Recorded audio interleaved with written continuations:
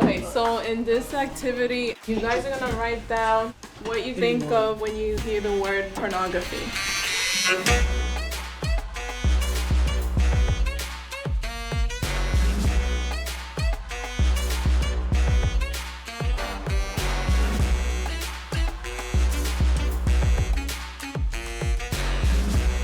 This person said sex.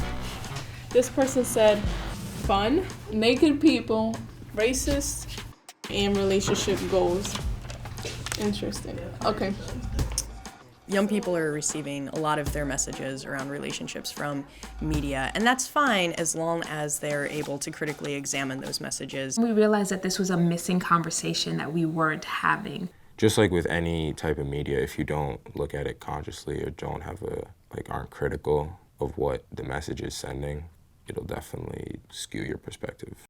So how might the depictions that media and pornography gives us affect how we connect with other people? If you're only looking and you're only retaining things from media, you're gonna think that people may only just want physical intimacy towards you. Yeah, I feel like when we think about intimacy, we should think about like a really good hug or a really deep conversation. When I think of intimacy, it's like the actual relationship side of sex, the part that comes like before or after. You feel me? Stop!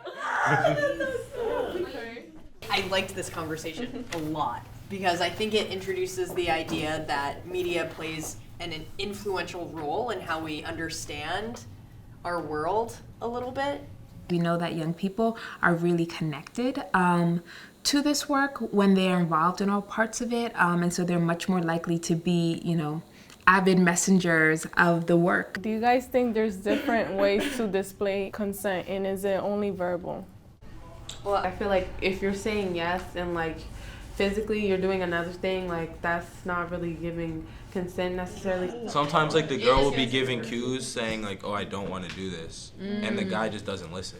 If there is an action that you want to do that involves somebody else, it is your responsibility to ask for permission. Training is very rigorous. The way it works is that we put the peer leaders through the curriculum, and then after they have experienced it as a student, then we go through the process of walking through each of the sessions to have them practice what it means to teach someone else. No, I'm shaking now. I mean, Okay. you can't see it. Take some breaths. It's not like you're gonna be up there by yourself. So let's Right practice. there and jam will probably be there too. Literally, all you have to do is be like, all right, Doesn't so feel today like we're it. gonna do activity.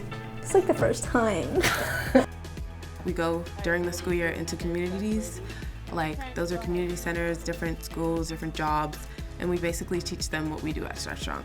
What do you guys think mutual intimacy is? Having a general understanding of like boundaries, comfortabilities, and like things that two people would be okay with. Exactly. We're gonna go to commitment and cohesion. What do you think that means? It's basically partners who feel a sense of dependency and trust with one another.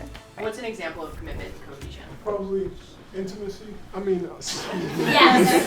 well, intimacy, but reliability for one. Yes, for sure, reliability. We give them that versatility and that confidence to be able to share their message with a variety of groups. We're gonna split up into different groups at each word, and you're gonna write down the different examples of intimacy at each one.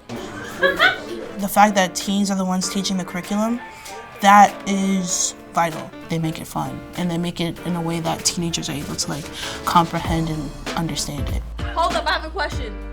Does intimidating come from intimacy?